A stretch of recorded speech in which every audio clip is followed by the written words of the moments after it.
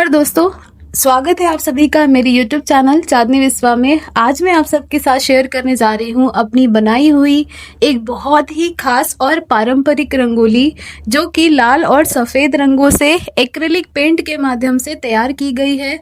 तो please videos में बने रहिएगा और एंड तक देखिएगा। और आपको हमारा रंगोली का जो चैनल है, जो पेज है, वो कैसा लगता है मुझे कमेंट ज़रूर से करा करिए। एक्रिलिक कलर से रंगोली बनाने का सबसे बड़ा बेनिफिट ये है कि ये खराब नहीं होता है। आप जब तक इसको रखना चाहोगे ये रहेगा। आप चाहे इस पे कितना भी पानी डाल लो, पैर लगा लो, कुछ भी कर लो, ये खराब नहीं होता है। ये जब मैं अपने घर पे बनाती हूँ, एक रंगोली तो एक्रिलिक कलर से बनाते ही बनाते हैं, ताकि जो हमारे ख़राब होने वाले प्लेसेस हैं, जैसे कि बालकनी वगैरह, हमारे यहाँ बंदर बहुत है तो वो ख़राब हो जाती है। तो ये एक्रिलिक कलर से बनाने का सबसे मेन रीज़न यही होता है कि जो हमारा रंगोली है वो ख़राब नहीं होगा और लॉन्ग लास्टिंग रहेगा। इस रंगोली की सबसे स्पेशल बात है कि इसमें सिर्फ और सिर्फ 2 कलर का ही यूज़ किया है, वाइट और रेड। सेंटर में मैंने रेड कलर लगाया है, बाकी पूरी रंगोली हमारी वाइट कलर की है, जैसे कि आपको वीडियोस में देखने को मिलेगा। सबसे पहले आप कोई भी रंगोली बनाइए तो उसे चौक से पहले ड्रॉ कर लेना चाहिए, ताकि हमें पता चल सके कि हमें क्या बनाना है और हमारा क्या शेप होने वाला है। यह रंगोली न केवल सुंदर है बल्कि सांस्कृतिक और आध्यात्मिक महत्व से भी भरी हुई है। इस डिज़ाइन के बीच में कमल का फूल, लोटस फ्लावर जिसे हम कह सकते हैं, बना हुआ है, जो कि बहुत ही ज़्यादा सुंदर लगता है देखने में। आजकल तो लोटस पैटर्न हर जगह चल रहा है, चाहे वो ड्रेसअप हो, मेहंदी हो, या फिर किसी भी प्रकार का डेकोरेशंस ही क्यों ना हो, हर जगह लोटस तो बहुत ज़्यादा ट्रेंडिंग में है और बहुत ही प्यारा भी लगता है। तो मैंने भी यहाँ पे बीच में लोटस को यहाँ पे बनाया है और इसके चारों ओर सुंदर पत्तियों और पारंपरिक आकृतियों का संयोजन है, जो इसे एक पूर्ण अल्पना या एरिपन की झलक देता है। दोस्तों, बहुत लोग पूछते हैं कि आखिर अल्पना या एरिपन कला क्या होती है, तो मैं आपको बताना चाहूँगी, यह भारत की बहुत प्राचीन लोक कला है। अल्पना कला मुख्य रूप से पश्चिम बंगाल, बिहार, उत्तर प्रदेश के कुछ भागों में बनाई जाती है। वहीं एरिपन कला की जो जड़ें उत्तराखंड और पूर्वी भारत में है। इन कलाओं का उद्देश्य केवल सजावट नहीं होता, बल्कि हमारे घर और जीवन में शुभता, सकारात्मकता और देवी देवताओं का स्वागत करने का एक माध्यम होती है। इन डिजाइनों में उपयोग किए जाने वाले हर आकार, हर रेखा और हर बिंदु का एक आध्यात्मिक अर्थ होता है। इस रंगोली में जो लाल और सफ़ेद रंग इस्तेमाल हुआ है, वह भी बहुत गहरा अर्थ रखता है। सफ़ेद रंग शुद्धता, शांति और भक्ति का प्रतीक माना जाता है। वही लाल रंग शक्ति, प्रेम और देवी ऊर्जा का प्रतीक माना गया है। जब ये दोनों रंग मिलते हैं तो एक अद्भुत अविस्मरणीय संतुलन बनता है, जो हमारे जीवन में धैर्य और साहस, शांति और ऊर्जा दोनों को साथ लेकर चलता है। कमल का फूल, जो इस रंगोली का केंद्र है, वह हमारे भारतीय दर्शन में बहुत खास स्थान रखता है। कमल कीचड़ में भी खिलता है, परंतु कभी गंदा नहीं होता। यह हमें ये सिखाता है कि जीवन की हर परिस्थिति में अपनी अच्छाई, गरिमा और सुंदरता को बनाए रखना चाहिए।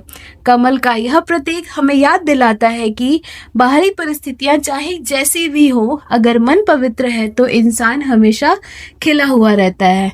बिल्कुल ऐसी ही मेरी जिंदगी है, जैसा कि इस कमल का जो अर्थ होता है, बिल्कुल वैसी ही मेरी लाइफ है। भले मेरे व्यूज कम हो या मेरे फॉलोअर्स कम हो या फिर कुछ भी ऐसा हो, लेकिन मैं रंगोली बनाना बिल्कुल भी नहीं छोड़ती। आप लोग देखते ही हो कि मुझे जब भी मौका मिलता है किसी भी इवेंट पे, चाहे वो छोटा हो बड़ा हो, अगर मुझे बाहर मौका नहीं मिलता तो मैं उस रंगोली को घर पे ही बनाती हूँ आप लोगों के लिए, ताकि मैं आप सबको दिखा सकूं कि रंगोली सिर्फ और सिर्फ सजावट का विषय नहीं है। इसको आप एक परंपरा के रूप में भी देखते हैं, जो कि बहुत ही ज़्यादा ट्रेडिशनल होती है। और अपनी परंपरा से जोड़े रखना हम सभी का कर्तव्य है कि हमें अपनी जो भी रूट्स हैं, हमारे जो हमारे पारंपरिक लोक कलाएं हैं, उनको हमें जीवंत रखना है, बहुत ज़्यादा ज़रूरी है।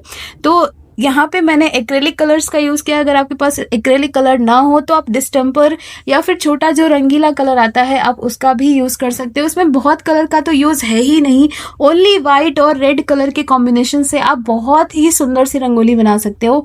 ये रंगोली मैंने धनतेरस पे बनाई है, गणेश लक्ष्मी जी की जहाँ पूजा होती है वहाँ पे मैंने ये बनाई थी। आप लोग चाहो तो किसी भी ओकेजन पे इसको ड्रॉ कर सकते हो। रंगोली में रंग भले मिट जाए पर जो भाव इसमें रचे जाए वो हमेशा हमारे मन को सुंदर बनाते हैं। दोस्तों, मैंने जब यह रंगोली बनाई तो यह केवल एक कला नहीं थी, यह एक ध्यान यानी मेडिटेशन जैसा अनुभव था। हर रेखा को बनाते समय ऐसा लगा जैसे मेरा मन भी शांत होता जा रहा है। हर स्ट्रोक के साथ एक संतोष, एक अपनापन महसूस हुआ। यही अल्पना और एरिपन कला की खूबसूरती है।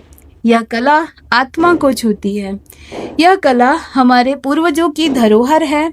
पहले यह डिजाइन मिट्टी और चावल के घोल से बनाई जाती थी और अब हम आधुनिक समय में एक्रेलिक रंगों से वही परंपरा आगे बढ़ा रहे हैं, यानी परंपरा और आधुनिकता का सुंदर संगम। और यही भारत की खासियत है, जहाँ संस्कृति, आस्था और कला एक साथ सांस लेती है। मेरे लिए यह लाल रंग, सफेद रंग, कमल पुष्प रंगोली सिर्फ एक डिजाइन नहीं बल्कि मेरी संस्कृति की पहचान है। यह मेरे दिल की भावना है जो रंगों के माध्यम से जमीन पर उतर आई है। हर बार जब मैं देखती हूँ तो मुझे अपनी जड़ों, अपनी मिट्टी और अपनी देवी माँ की शक्ति का एहसास होता है। तो यहाँ पे देखिए मैंने बीच में एक पान जैसा आकृति भी बनाई है जो लोटस के चारों तरफ यहाँ पे आप देख पा रहे होंगे। एक पान जैसी आकृति को भी मैंने यहाँ पे ड्रॉ किया है जिससे कि हमारी जितनी भी शुभता की चीज़ें हैं वो सभी जस्टिफाइड हो। सारी चीज़ों को मैंने ध्यान रख के बनाया है और मैं तो पर्सनली मुझे ये कला बहुत ज़्यादा पसंद है। मुझे वाइट और रेड कलर से बनाया हुआ हर रंगोली डिजाइन बहुत ज्यादा पसंद है। अल्पना की हर रेखा में माँ की आराधना छिपी है और हर रंग में हमारे संस्कारों की महक बसी है। दोस्तों, अगर आपको मेरी यह अल्पना एरिपन स्टाइल कमल पुष्प रंगोली पसंद आई तो प्लीज़ इस वीडियो को लाइक करें, शेयर करें और मेरे चैनल को सब्सक्राइब करना बिल्कुल भी मत भूलिएगा।